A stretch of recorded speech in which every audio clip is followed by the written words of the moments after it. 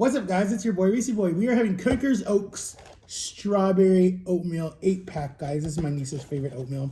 They come like this. Let me show you guys. They come in little packs like that. You guys know, I don't think I've ever done oatmeal on my channel before, so we're going to try it. So it's called Quaker's Oats Oatmeal. Oh, snap. I broke the thing. So we're going to have Quaker's Oats Oatmeal. I'll put you right there. And then this is what it looks like, guys. If I can show you guys. This is what it looks like. So what you're going to do is you're going to stir it up, okay? You can see the steam coming off of it, all right? So this is what you do when you have no food in the house and you have no money because, anyways, so this is what you do, basically. So we're going to have this, let's say grace. Dear God, bless us for your just name, amen. Pray for all the people that are suffering in Israel right now, and I know that makes you mad because it's your home country, and just pray that you just stop the war and protect all the Americans that are over there being held hostage. Just give them peace and pray that you just pray for that whole nation in Jesus' name and all the innocent people that were killed in Jesus' name, amen. All right, guys, and then and then we have some strawberry. We have some white bread, and then we have some not grape. What the hell are those things called? Cherries. We're having some cherry jelly. I really don't like cherry jelly. I really like strawberry jelly. Smucker's strawberry jelly. I think it's called Smucker's. So we're gonna have that with some butter and then some Mrs. Dash on top to give it like a little tangy taste, I guess, whatever. So that's what we're gonna have, guys, and we're gonna talk and we're gonna eat. So here, you guys get the first bite. You guys get the first bite. There you go. It's a little bit hot. So let me blow on it. Oh, guys, don't mind this. I cut myself shaving on last week Thursday. So it's going to heal. I got to put some Neosporin on it, actually. See my Neosporin? Let me put some Neosporin on it right now. Because your boy don't want to look like a monster. I'll just do it like this. There we go. Now my face doesn't look shiny, but I don't really care. Okay, there we go. All right. So guys, the topic for today, I don't talk politics on my channel at all because I know I have a lot of fans that are like Trump supporters, a lot of people who like Biden, a lot of people who are whatever you want to call it. I need to get a haircut today. I'm awesome. Anyways. So, anyway.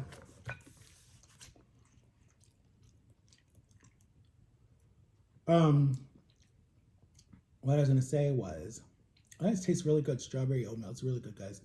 I don't drink milk. Is that milk or is that cream? I don't know if that's milk or cream right here. I don't know what that is, but anyways. So, but right now, Israel is under attack from, don't ask me. I don't know who it's from. I think it's Iran. I could be wrong. No offense to Iran if it's not you guys. But when you have older parents like I do, I have a question for you guys. I'm going to ask a good question. Okay. So let me tell you what happened this weekend, right? I'm not going to go into really details or whatever, but I'm going to ask you guys a question. And let me know what you guys think. Okay. So do you guys think when you flick someone off, is that a bad thing? Like, are you meaning it like in the what it really means, the F word? Are you meaning it like just, I mean, there's different meanings for it, right? But when you have religious parents like I do, and I call them Christian nerds and whatever, they're known as that. That's nothing new. But from other people.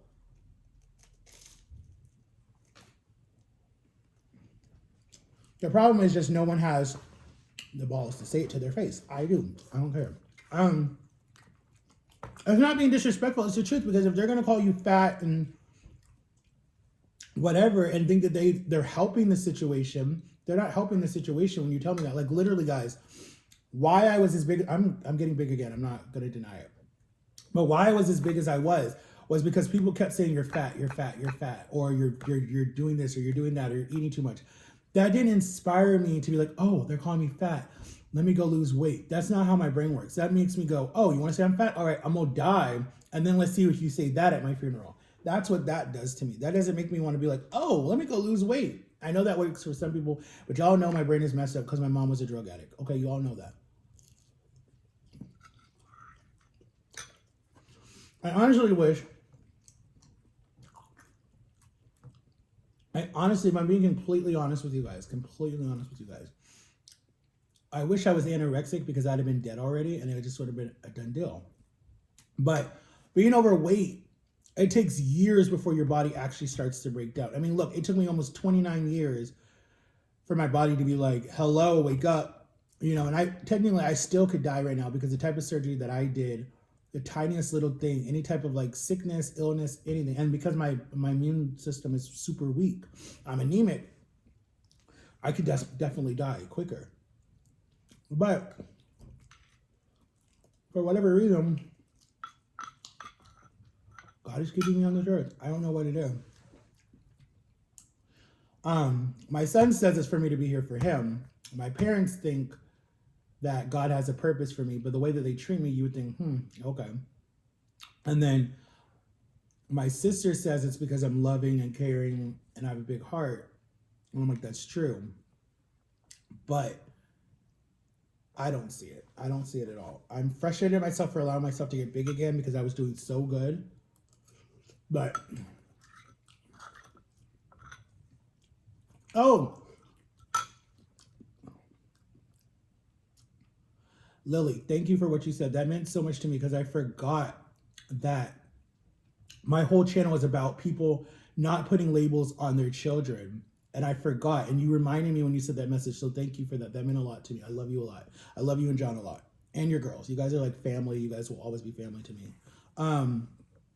But that when you said that to me, I was like, wait a minute. My channel is to inspire people and not to allow negativity to mess with me. So I was like, you know what? She's right. Like, and I've done a video about this. I've done a video where parents and society will put a title on someone that has, if they're gay, if they look weird, if they have some type of like dysphoria or something, however the word is, like something wrong with their face or something on their body, like some type of deformity. That's what I'll say. Society looks at you like as a monster. Like little kids will think that you're a monster because their parents haven't raised them the right way to tell them like, not everybody's going to look like you. Not everybody's your skin color. You know, like certain parents, young parents don't do that nowadays. A lot of them, because they're just so busy with working. I'm not crapping on them. I'm just saying there's a lot of young parents who don't do that. Or scratch the parents out of the situation. The kids are just brats. That's what it is. Point blank period. But because the parent could be doing everything that they want to do to help that kid to be responsible, and then the kid goes to school in the public system and totally loses all of that. And I honestly think that's what happened to me, because I think I went into the school system and I totally went from being a Christian nerd, because I was a Christian nerd, into being like a total like person that follows the world with like music and different things. And you know, I've done everything, guys, and I'm in my 30s and I don't want to do it. So like if my kid or my nieces and nephews came to me and been like, Dad or Uncle Matt, whatever, if it's my kid or it's my nephews or nieces or whatever, and they're like, hey, did you smoke weed or did you do this? I'd be like, yes, I tried it and I don't like it, and it doesn't make you cool. So what if all the cool kids are doing it? It doesn't make you cool. Or if they were like, did you not wait before you were married? I'd like, no, I did not. Or did you watch rated R movies, or whatever it was that they were like asking me about? I would be honest with them. I would not sugarcoat it at all. I'd be like, yes, I did do this. Yes, I don't, you know, I'm not proud of that moment, but I did it, you know? But anyway, kids with any type of issues, or even adults with any type of issues, I don't think that society should put a title on them. Like, I don't understand that. Like when people want to be like, oh, you're not a part of the LG, whatever. I can't even say it right, so I'm not going to butcher it. That, at the end of the day, that's your choice. That's between you and yourself. And well, yeah, just between you and yourself, right? For people to try to put you in a category that you're not in at all, and if you were, you would own it, you'd be proud of it. Who cares what people say? That's the part that drives me so angry. And I wonder, and I understand why a lot of people are closeted, because of society, how it puts you in it. And that goes with anything. That goes with anything. You can be, you can be, what can you be? You can be in a domestic situation, right? Or you could be in a situation where your parents beat on you or whatever it is, right? And you wear all these baggy clothes and all this different stuff because you don't want to show bruises or whatever it is, right? And then people are making fun of you because you look weird and during the summer wearing a baggy shirt or wearing a sweater or wearing baggy pants or something and it's hot as heck outside. But they don't know what's happening behind your closed doors. And you're too embarrassed to say about it because you're like, wow, I'm letting someone beat on me and I'm whatever it is, right? Everybody has their insecurities. True. But it's the way that you use your insecurities. It's the way that you use what God gave you. So if God gave you whatever the issue is, he did that to teach you a lesson. And he did that to say, hey, no matter what your disability is, no matter what your issue is, no matter what your problem is, you know, he did that to, one, to make you powerful, two, or to make you strong. I'll say that, to make you strong. Don't say powerful because it's not like you have a superhero. I mean, in some people's eyes, you are. But it's to make you strong, okay? What was that? Two. Three, is for you don't take crap from nobody. And I mean nobody. It can even be your own parents. I mean nobody. Nobody can tell you what to do with yourself. It's your choice.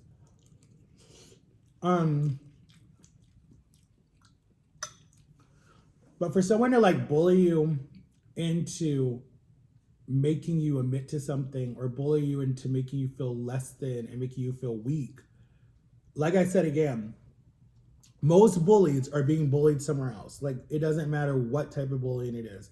Most bullies are being bullied somewhere else. And it can be right in their home, it can be anywhere. It can be an older sibling that's bullying them, so they're coming to school and doing the same thing that their sibling did to them. It could be a parent that's beating on the kid, so the way that he gets his strength back is by bullying the next kid and beating on that kid. And that to me makes no sense. Because it's like, if you're being beat at home and you know how that makes you feel and you're scared, why would you want to go do it to the next person at school that, you know, you're making them feel the way you feel? You know, that to me doesn't make sense. Unless you feel empowered, then something's wrong with you up here if you would feel empowered by that. Because I know when I was in school, I wasn't bullied. I just know that people were immature and stupid. I think that's what it was. Because yes, I had a feminine voice, whatever it was, you know, I don't give a crap. But like people who truly knew me and that like cared about me and that were like, yo, who gives, you know, like they literally would come to my defense and be like, yo, why are you messing with him? Like he doesn't say anything to you people. He doesn't even bother you people. But y'all are making fun of him. And like people came to my defense. A lot of people did. But it didn't bother me. I could care less. Like I was such a church nerd when I was in high school because I went to this church called Carolina Methodist Baptist, whatever it was. And they had this youth group called Epic. I think I've talked about it on my channel before. I would actually love to go do a video there, but I don't know if they would let me record because I just don't know. They're very like, they're weird. Oh my God, I got it all over me. I think the reason why I love the church so much was because when we first moved to Florida, we moved to Florida in 2006, right? And I thought it was like super big, but it's this shirt. Maybe I'm losing weight because it used to be like out here. Okay, snap, I'll take it. But I still got my bear paws. So anyways, we moved here in 2006, right? No, actually 2005, technically, because we left right around my birthday. It was right when I turned 15. 555. So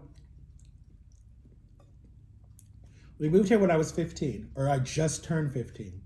And I will never forget, like we came here, I went to this school called University High School. And I met all my friends there that I'm still friends with to this day. Most of all of them. And then I went to this youth group. So I remember my grandma was like, hey, my church has this thing for young teenagers, whatever, you should told my dad to take me and my brother to go. So we were like, we don't really want to go, you know, because me and my brother, like, we just weren't shy, but like, we didn't like having to meet new people.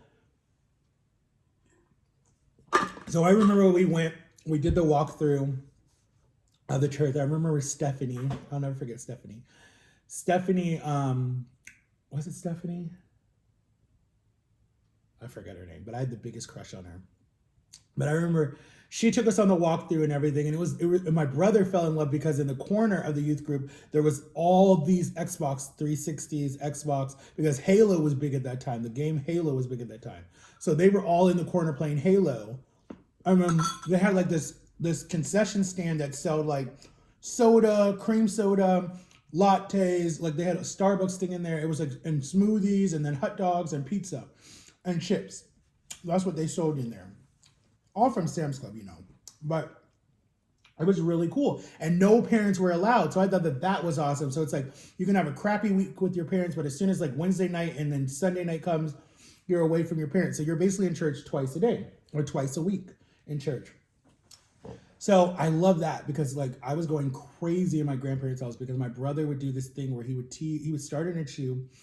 I love you, bro. But he would start an issue with my grandma, and then because he liked to joke around, he's a jokester. My grandparents were old school Jamaicans, and they didn't get that. So he would start something.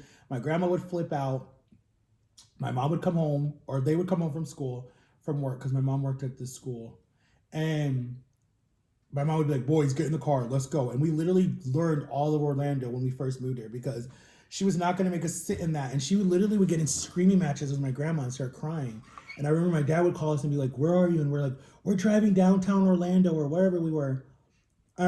We ate out a lot in that first like 6 months that we were in Florida. So I got really, really, really depressed because I moved to Florida.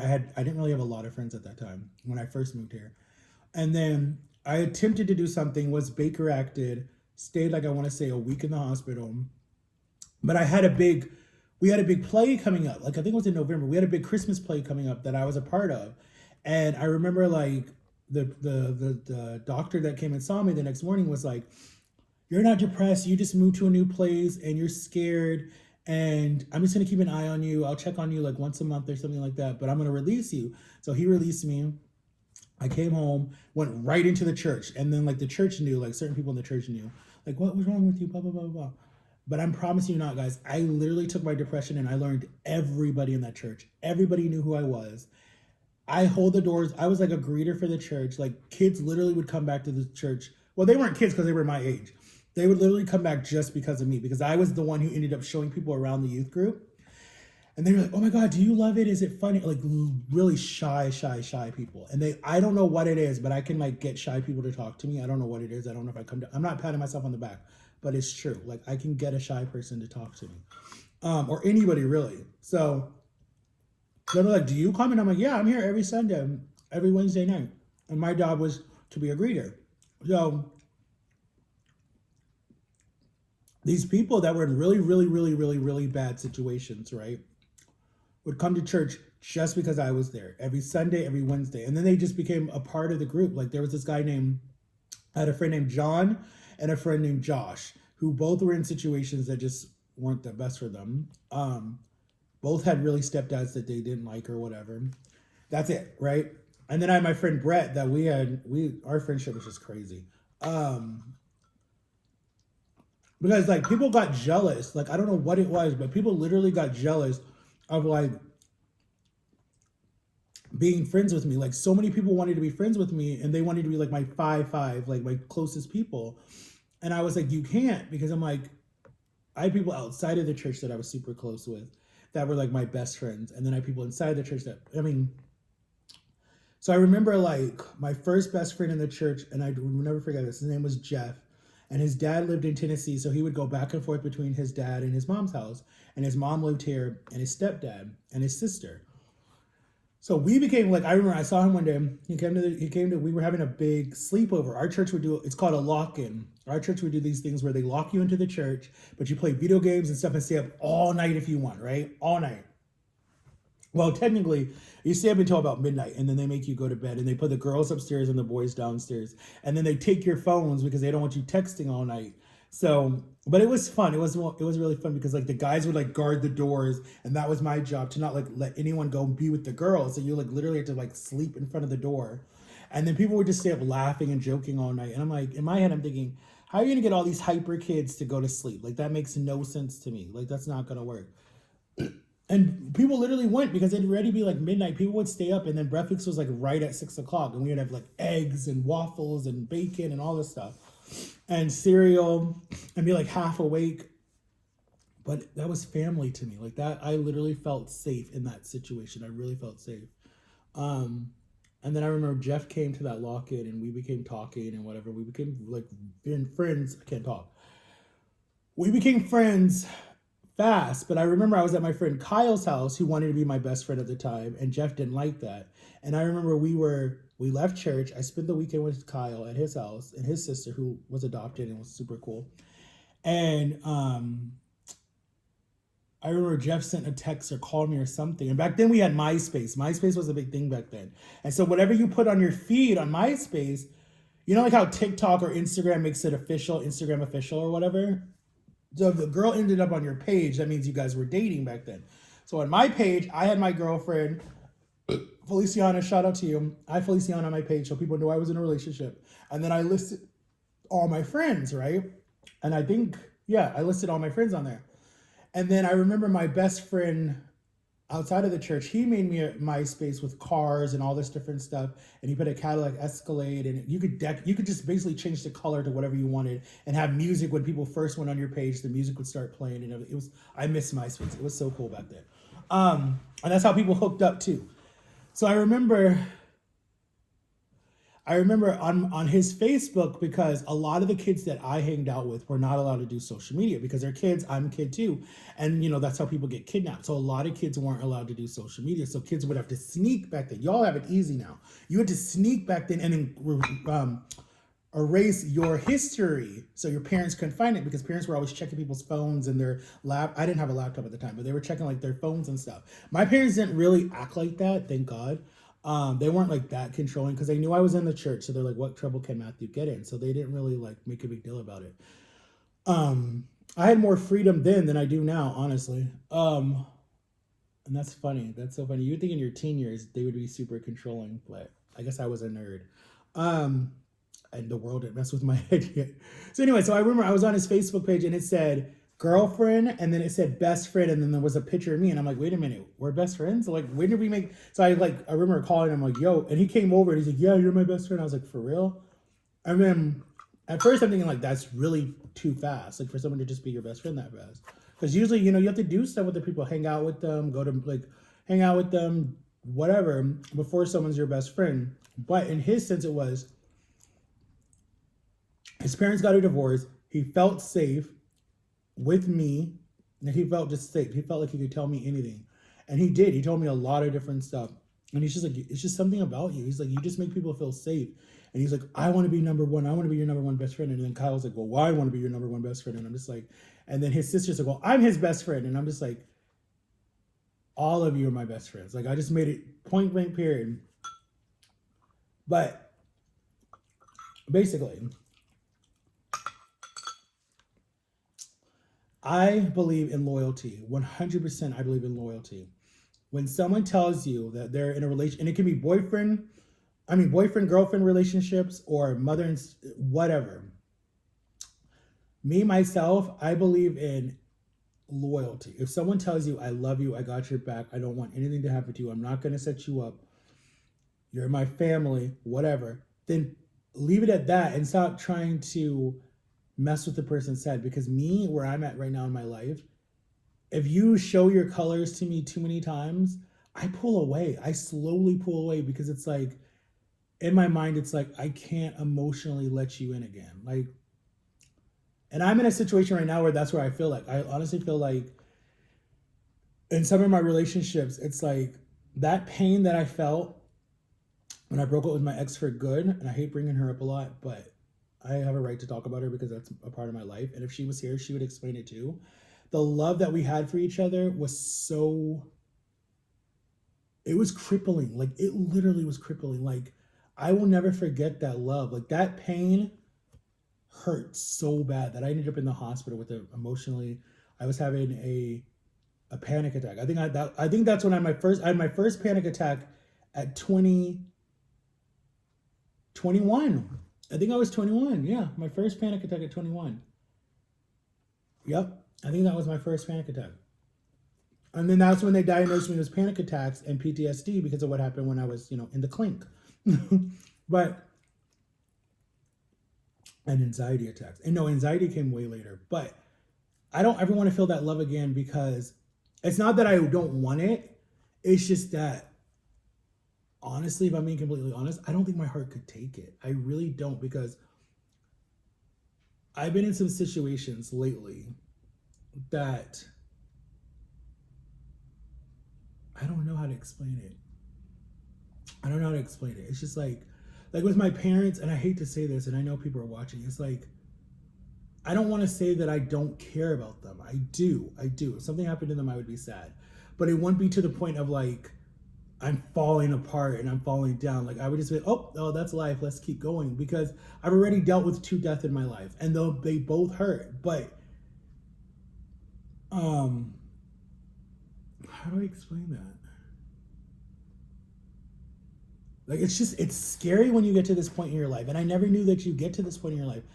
I just feel, and I posted something of Jeannie Mai on my social media saying that she's never felt safe. And when I was watching that, and my son says I post a lot of sad stuff. I feel like if I feel the moment and I get connected to that video, I'm gonna share it. I don't care. If you don't like it, then get off my page. Like, that's what I tell people. Like, bye. Don't tell me what I can post on my page when y'all be posting stupid crap on your pages. But I connected to her story, and it's really funny because me and my sister are in like this journey of healing right now.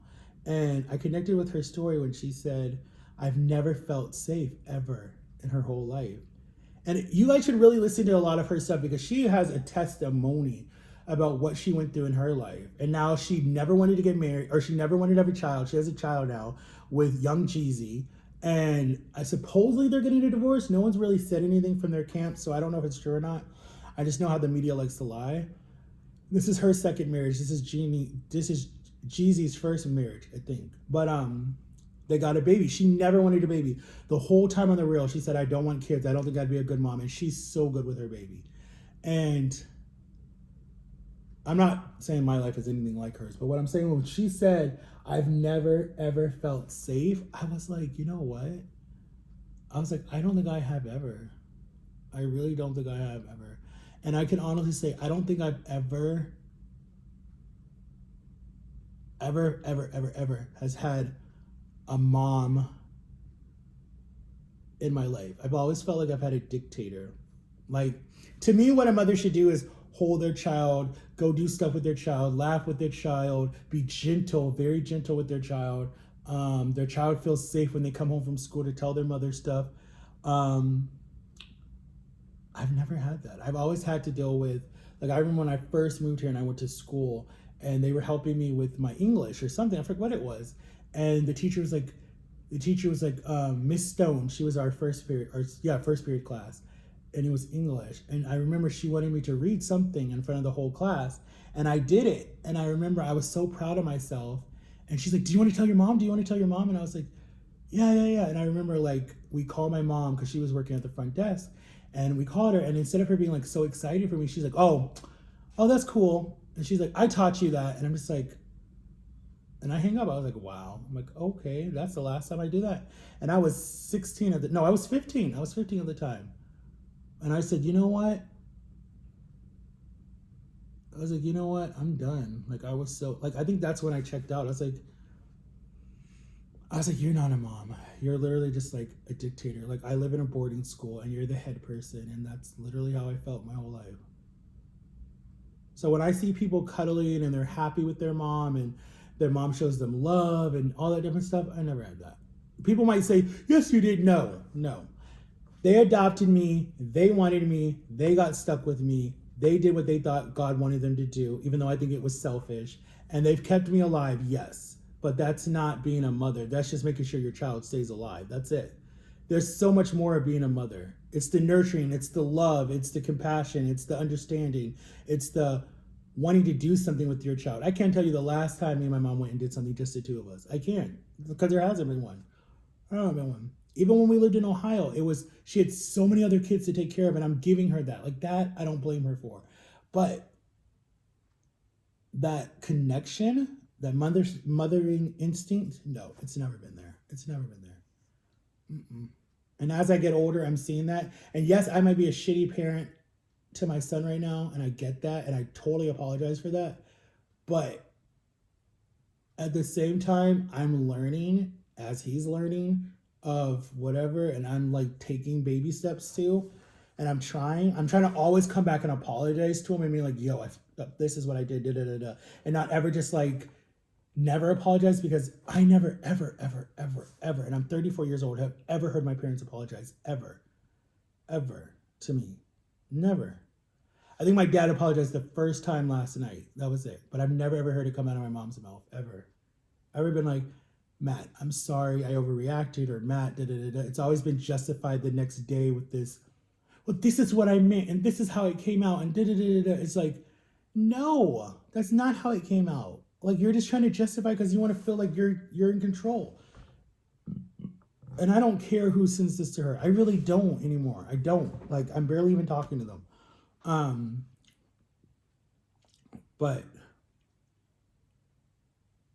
my son did tell me something over the weekend. He was like, you want to have blood children, right? You want to have your own children. He's like, you got to work on your communication, and you got to work on you need to stop giving up. So for a 14-year-old to tell me that I need to work on communication and work on stop leaving people, you have to listen, because that's true. I do that. I shut down, and I want to flee the situation, but it's because, and I explained this to him, and it hurt him, because I could tell you when I said that I'm trying to get out of the situation before I get hurt, that's kind of effed up, because it's like, wow, so you're just staying in it until I do something and then you're going to leave. And I'm like, no, that's not what I meant. I meant in the sense of that people get sick of me after a while. People really get sick and tired of me. And I get it. I'm not saying I'm the perfect person. I get it. I totally get why people get sick of me. I get it. But the people that stand by you and support you no matter what, and can tell that, okay, something's going on with him. Something's wrong. Let's get him help. I want him to get back to his happy self. Are the people that are loyal to a fault. Like, it doesn't matter, you know? But when he said that, I was like, you know what? I don't want to bring any child into this world, and I don't want to be in any relationship. I'm like, no. I was like, I'm good. I was like, I will be in your life as long as you want me in your life. And I'm good. I'm good with that. You know? And I hate always using my aunt, but my aunt has a son, and it's just her and him and her grandkids and her daughter-in-law. And she, had a dog, but the dog passed, and I feel so sorry for her for that. But she's good. It's just her and God and her family, And I've talked to her about that stuff before, and I miss her like crazy, because when she left, that killed me so much, but I was so happy that she was free. I was so happy that she was free out of the situation. But it killed me so much, because I'm like, where's my confident? Where's my person to like dig me out of the hole and like help me, and we don't talk as much, and that's on me too. That's not only on her, because it takes two for a relationship. It's just I don't want to bother her a lot. But yeah, that hurt a lot when she left. But I was so happy for her to leave. Like, I was so happy. But I knew as soon as she left and my grandpa passed away, I knew that I would be the one getting everything, because I'm the only last one in the home. I knew it, and I was totally right. But I don't know. Yeah, I don't know, guys. We'll see. But anyways, let's stop being depressed. Let's get happy again. This oatmeal is really good. Quaker Oats, if I said it right, is really good. Strawberry. They have a big variety of oatmeals, guys. They have banana and nut. They have nuts, like almonds and stuff. They have peaches. They have walnuts in there too. They have a walnut one. I don't like the walnut one. My mom likes that one. Almonds. They have an almond one. Ugh. They have cocoa. Cocoa? Is it cocoa? It's like a coffee flavor for people who like coffee. They have a s'more one. They have a brown sugar one. That one was pretty good. I like the peaches one. I like the banana one, and I like the strawberry one, and I like the plain one. The plain one is too, because McDonald's has oatmeal that you can get in a little cup, and the what the heck was that? That better been the ice machine. McDonald's has one that you can get the little cup, and it has they can put bacon in it for you, and it comes with a strawberry. Why do you say it like that? But yeah, guys, just keep praying for me, guys, that I keep fighting through it and I keep getting stronger because this crap is hard. This is really hard. Really hard. Thank God for people who like are there for me. Thank God for the people that like truly know me. Thank God for the people that are like, I know his heart and I know he's not a bad person and I know that he loves people no matter what. I love people like that know me. The people who don't know me, I feel sorry for them because I feel like honestly, if I ever do something with my life that's like beneficial for like the world or for whoever or for myself, like if I actually get myself out of my hole that I am in, that I dug myself, and actually do something with my life, if it's being an actor, a designer, or if it's being like a photographer, or if it's being whatever it is that I want to be and I want to do, I want to tell stories and stuff. I feel sorry for the people that weren't really in my corner because I'm not gonna want to support you. Like, I'm gonna do what Tyler Perry did, and I don't know if you guys know the story of Tyler Perry. Tyler Perry's dad beat on him for years, his whole childhood, and locked him in this little shack at the bottom of his house or wherever it was. You have to listen to the story. When Tyler Perry made it big, right? No one wanted to work with this dude. Hollywood did not want to work with him because they don't like working with a lot of black producers, right? So he made a name for himself, and he's one of the highest paying men out there right now who makes movies and TV shows and has platforms. And he built a whole studio on an old golf course in Atlanta, Georgia, right? I want to work with him one day because I want to be like him and I want to make a lot out of a bad situation because I have the kind of like can relate to it. So, anyways, when he made it big and he made a lot of money, right? The first thing he did was he got his parents out of poverty, right? He put his dad in a nice big Georgia mansion, really nice. But he wants nothing to do with his father. He pays his bills, he pays for his groceries, he does all that stuff, but he wants no relationship with his father. And that's what he got because it's like, you were so crappy to me, but at the end of the day, you still gave me life. You were still there. I knew where you were, but that's all I'm going to do for you. And so that's what he did. He put his dad in a nice big mansion, but he said, you have no relationship with me. Tyler Perry has his first kid so that he doesn't even know his grandchild. And he's like, I'm good. And that's what if you type it in Tyler Perry's dad, listen to the story, listen to what he said. And I honestly feel like in my life, I feel like that I would definitely do something like that too. I definitely think I would be like, um, she needs to stop parking there because she can barely drive it. It's so much a big truck. But she did it. Good job. Um, I honestly feel like that's what I would do. For anybody that like did me wrong, and I'm telling you guys, I feel it. It's gonna happen. I'm gonna do something with my life. My life is really gonna be big and it's really gonna do something. For the people that have doubted me and everything, I will buy you whatever you want, but that's it. We are not gonna have any type of relationship. It will literally just be you're there, I see you, I might send you a Christmas card, that's it. Like, you're not going to be a part of my circle of people that get to like enjoy life. Like, no. So it's fine to the people that hate me and stab me in the back, but don't think that as soon as I make it big or something happens that you're going to ride along, because that's what happens. Like, and I know people don't believe in me, people think I'm not going to do nothing, but at the end of the day, guys, it is what it is. I feel it. I've always felt that I'm destined for something big. I just don't know what it is. I've always felt that. Always. I don't know what it is. And sometimes they say, don't ever give up on your dreams. Keep fighting. Keep fighting. So that's what I'm going to do. I'm going to keep fighting because I know one day life will not be so hard as it is for me right now. I feel like I'm being tested by God to see how faithful I am and how strong I am. And I don't think my life will always be like this. I don't. I think that it's going to get good. So the people that have stood by me that are in my corner, come on, let's have fun. Like, I'm 100%. The people that truly know my heart, I'm a giving person. That's why I said I will still take care of my enemies. Like, I'm not going to just throw you off like that because sometime in your life you were good to me. So I'm not going to just like totally throw you away. But the people that are in my inter circle, or however you say the word, y'all are good, because I'm gonna connect you guys up. If it's getting people to be my lawyer, my bodyguard, my designer,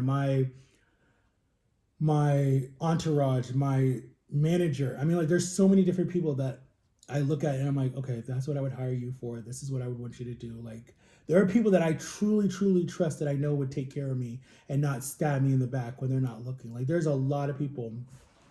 And honestly, a lot of people on my team probably would be female, and I don't care. Like, I mean, I know a lot of guys, but like, that I truly trust are a lot of females because they've been mothers to me. So I don't care if that makes me gay or whatever people say. I really don't give a F. But I'm like, they've been mother figures to me. So why am I going to just leave them in the dirt? Like, that's not going to happen. So like, the people that have been in my life that have supported me no matter what, I mean, no matter what the situation is. If I was on a corner selling drugs or something and they were like, oh, heck no, and they grabbed me and put me in the car and put me right in rehab and be like, nah, we're not letting you go out like that. Like, that's the type of people I'm talking about. Because they'd be like, we know your potential. What the hell are you doing down here? Like, I know 3 people that would do that. What the hell are you doing here? Like, no. They're like, I don't care what you have to say. Your butt's going here. You're getting clean. And if you got to live with us or we got to stay in the same house with you and not let you out of that house, we're going to do that. So I know people that would do that. They're like, hell no. They won't even let me give up right now. So that's why I'm like, I know you guys would be ready to die no matter what. So I know, guys, I've talked to you for 41 minutes. Don't even know what I've talked about. But some people like my long videos. Some people tell me that they're too long and they don't have any point. The point is, don't give up, okay? That's the point. And try this oatmeal. Dang it. And I'm going to have some really good videos, guys, coming out probably this next week. Because I'm going to a concert this weekend. So I'm going to try to record it. Hopefully I don't get copyrighted. And then I'm going to record all next week, guys. For the next 2 weeks, you guys are going to probably get a video.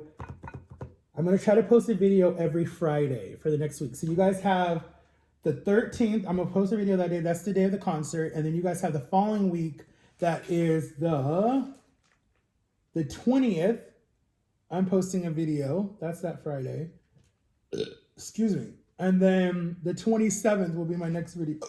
So you have the 13th, the 20th, and the 27th that I'm posting a video. So that is three Fridays, okay? That I'll be posting videos.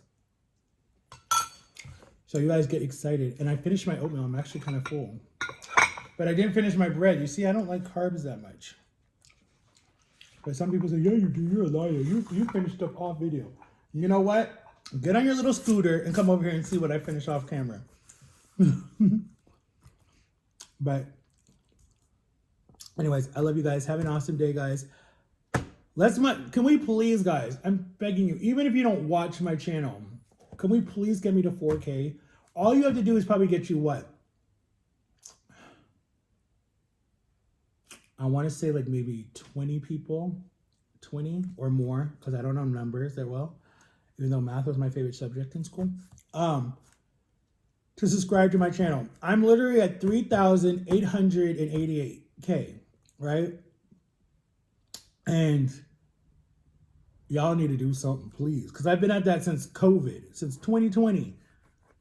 I've been at 3-something. So I've been at it for 4 years, guys, right? It's 4 years ago? Yeah.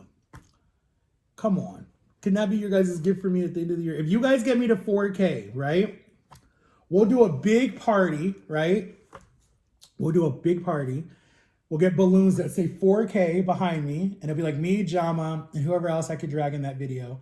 And we'll ride a roller coaster. I'll touch a pet snake. I'll touch a spider. Or I'll get my ears pierced. Or I'll get my first tattoo that Jama's probably going to kill me.